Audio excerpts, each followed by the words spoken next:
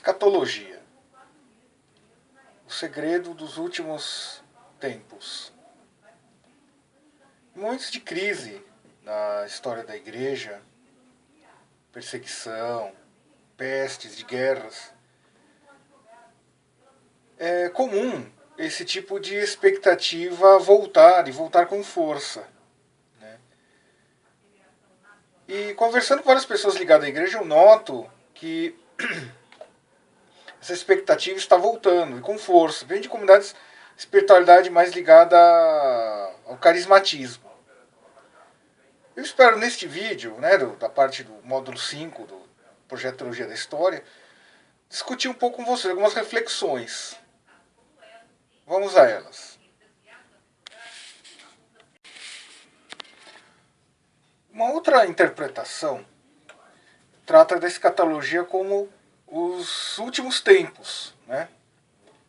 E na área de história, existe toda uma discussão, né, na filosofia da história, sobre o fim da história. Né?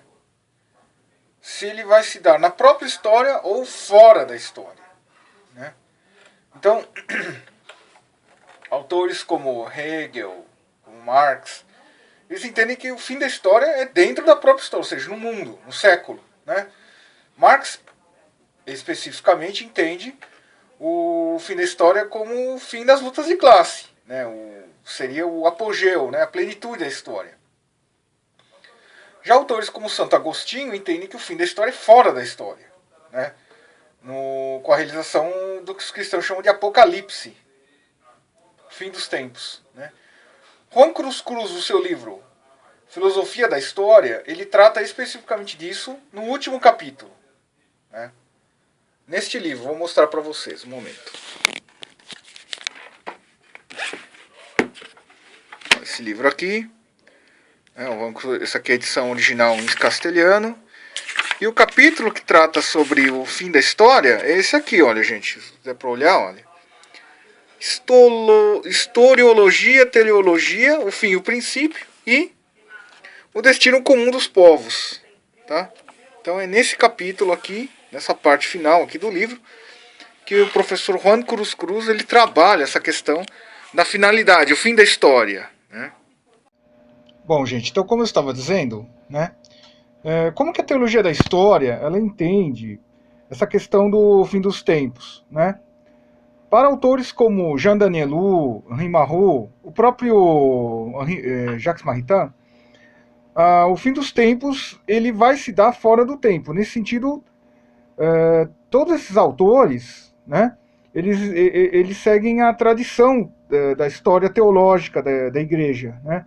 Quer dizer, o fim dos tempos ele vai se dar fora do tempo. Né? Vai se dar fora do tempo. Um momento que ainda não sabemos precisar. Né? O próprio Nosso Senhor Jesus Cristo mesmo, nos evangelhos, nos alertava. Né? Não sabemos nem o tempo, nem o lugar, nem como, nem quando. Então, na verdade, o que o Evangelho nos alerta é que nós não devemos nos preocupar com isso, o fim dos tempos, o fim do universo, mas sim com o nosso juízo particular, né? Quando nós morrermos, né? Nosso juízo particular, esse sim é importante, né? Esse sim é importante. Então, assim, claro, né? Ao longo da história da igreja, alguns movimentos, assim, de perspectiva messiânica foram classificados até como heréticos. Então, por exemplo, o próprio montanismo, ainda no século II, século III da era cristã, outros movimentos de expectativa messiânica, né, ao longo da história da igreja, mesmo no Brasil, movimentos como Canudos, Contestado, né, já falando do Brasil no século V, século XIX, começo do XX. Mas esses movimentos em si não são heréticos, podem ter desvios, excessos, mas não são heréticos. Tá? Nisso eu estou seguindo a opinião de autores como Joseph Lortz, né, e o próprio Danielou, né, no seu livro Nova História da Igreja, volume 1, quando ele trata dos movimentos da Igreja Antiga, né, da Antiguidade. Né? Muito bom. Então, mas como que eu vejo o que eu estou acontecendo hoje? Assim, né, como homem de fé, eu não posso eliminar a possibilidade de repente isso é verdade. De repente estamos nos aproximando do fim dos tempos e vamos nos preparar. Mas eu, né, aqui atrás de mim está o retrato de São José Maria Escrivá, né, o fundador do Opus Dei, ele nos ensinava, né, quer dizer, temos que tomar um certo cuidado para não ficar procurando sempre o maravilhoso, a milagrerice, né, como ele dizia, né, na igreja. Nós temos que ser muito sóbrios, né, nos preparar, mas também ser muito sóbrios. Agora, vejam, esses movimentos assim, mais de caráter carisma messiânico, em si não vejo algo assim tão. Não faço uma análise tão ruim.